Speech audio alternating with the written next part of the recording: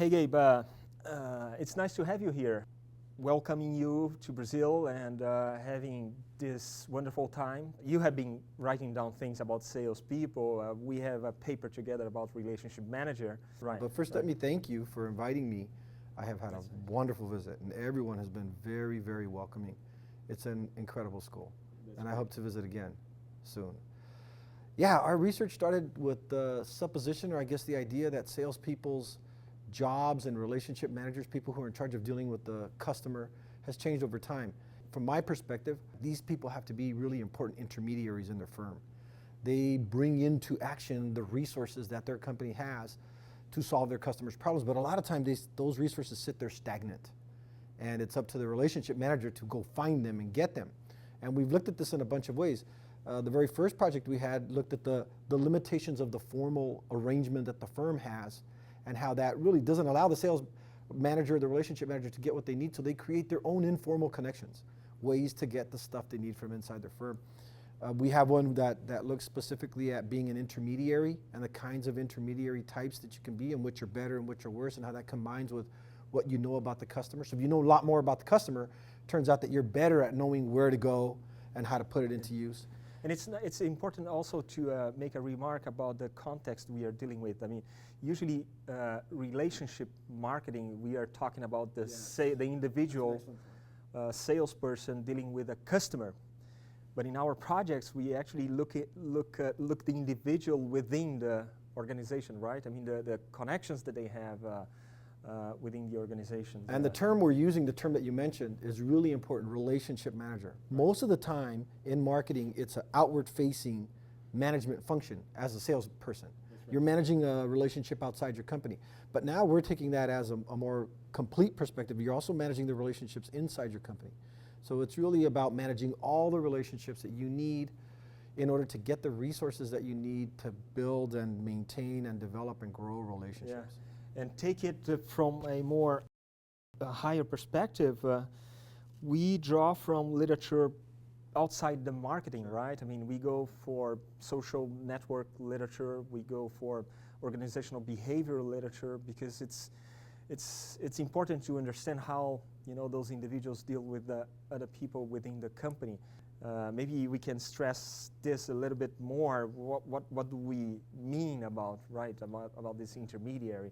Because we found out that there are two types of intermediaries, right? Yeah, we found out and in reality there are many types of intermediaries, but we found that there are two very important ones. Yeah. Or two very, very important ones.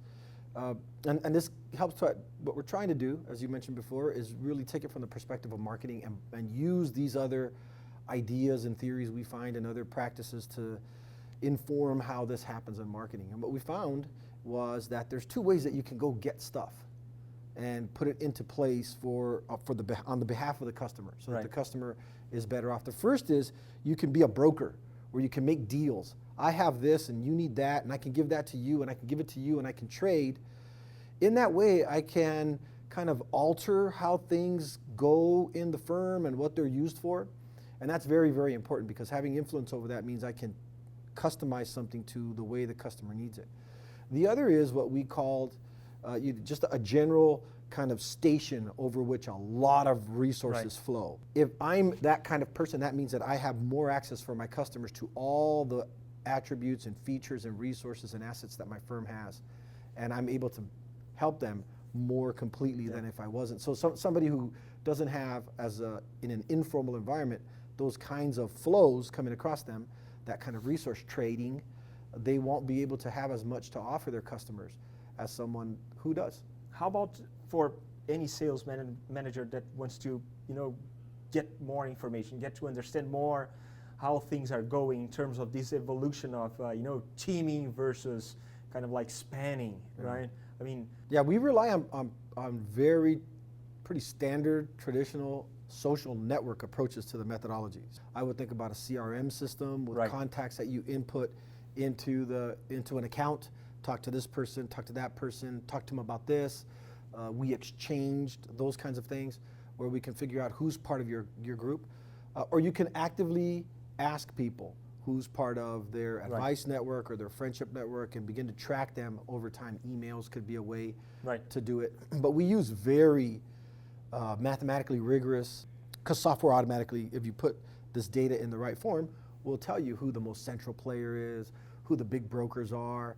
It'll help you with some of the analysis. Hey, Gabe, how about the synergy? So we have that idea that formal and informal relationships may play a role in the RM's performance.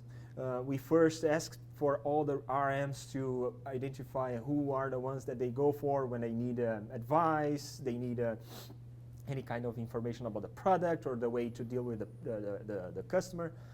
But at this moment, that this project in particular, we actually identified who were the supervisors, subordinates, and we made sure that the whole company would be mapped, right? That's right. And we had an interesting finding about this synergy. Maybe you can talk a little bit about this. Yeah, and that whole notion of being able to remap the network, right, from the not the people but the job titles, I think is really interesting, because it tells you who has to deal with whom.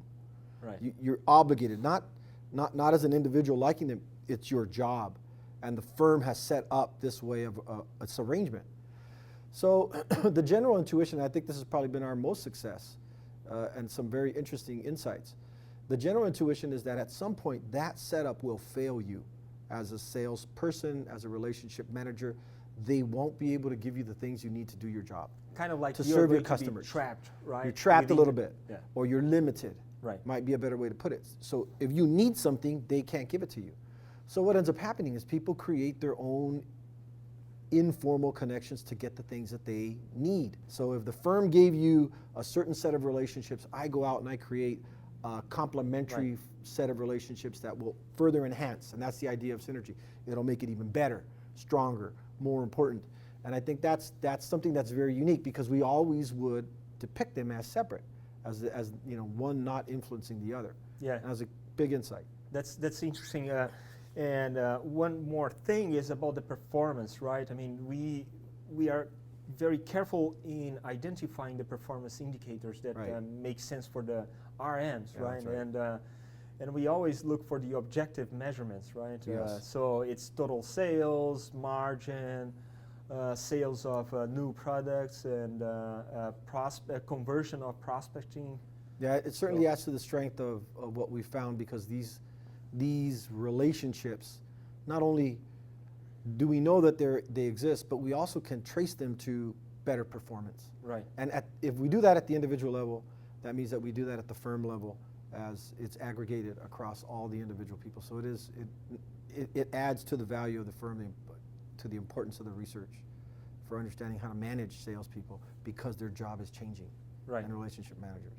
So Gabe, thank you very much for your visit. I mean, for Insper, it's been kind of like a pleasure and a privilege. Thank you. Thank you. The pleasure has been mine, and I hope to visit soon also. That's nice.